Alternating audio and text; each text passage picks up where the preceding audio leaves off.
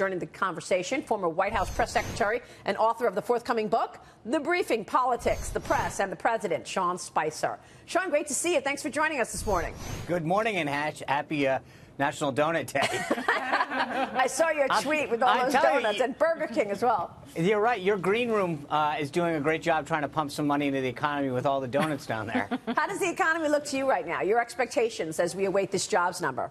It looks good. I mean, you know, I think when you talk to people, my sort of take has always been from a political standpoint that the economy is about perception. Do people feel as though they're doing well? Do they feel their family and friends are doing well? And I think that that's where things are right now economically. People like what they see. They like the president's tax cuts. And I think that all indices seem to be going in the right direction in terms of people feeling that economically the country's headed in the right direction. Yeah, but then there's the trade issues, right, Sean? 3 of America's biggest trading partners this morning are pledging to retaliate after the administration imposed those sweeping tariffs on steel and aluminum imports, Canada, Mexico, and the European Union. Watch this. What they can do, we are able to do exactly the same. It's totally unacceptable that a country is imposing unilateral measures. Let me be clear. These tariffs are totally unacceptable.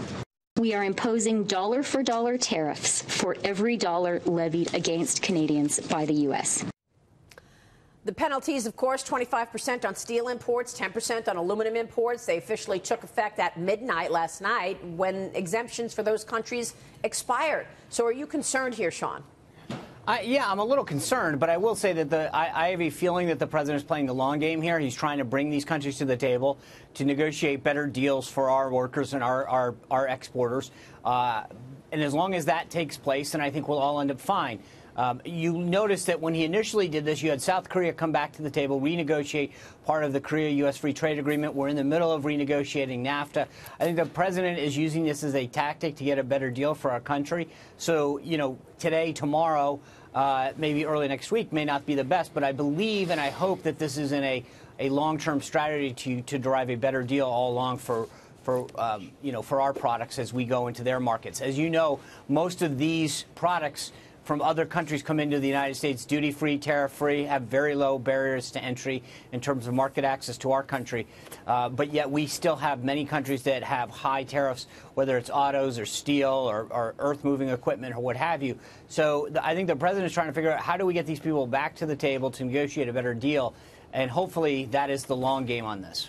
But, Sean, that was the message that we heard at Stegan McDowell from the administration and Peter Navarro and Wilbur Ross when the idea of steel and aluminum tariffs was floated in late February, early March. So that was the issue, is that businesses in this country that actually use steel and aluminum didn't really think that it was going to happen. And now, lo and behold, you have a policy and retaliation from allies of ours that is, one, going to drive up prices for businesses and consumers, introduce business uncertainty, and maybe lose jobs. And this is all by edict out of the White House. And quite frankly, if President Obama had pulled this, we would all be sitting here screaming to the high heavens, pulling our hair out.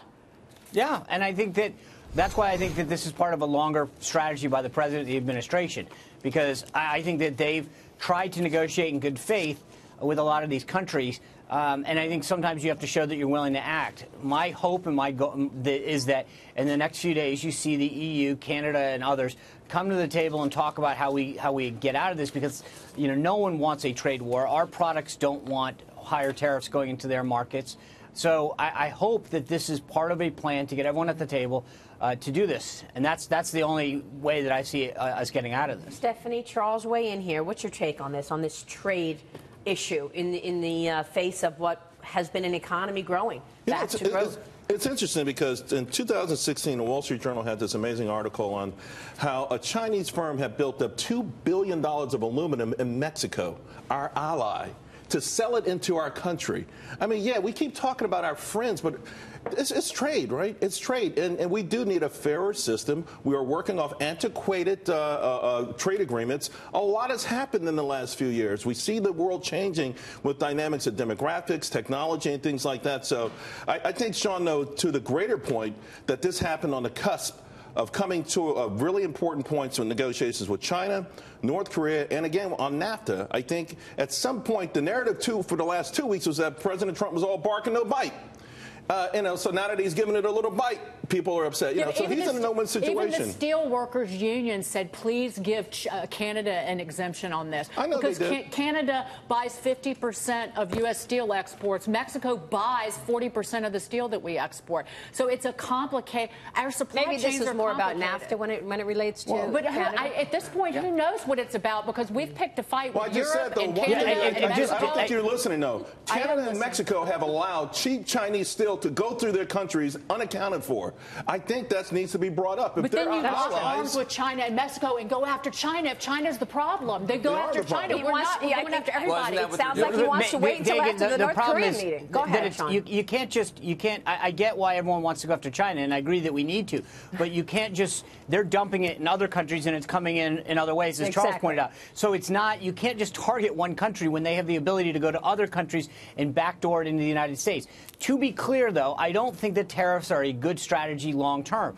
If they get people at the table to get a better deal for our workers and our companies, that's fine.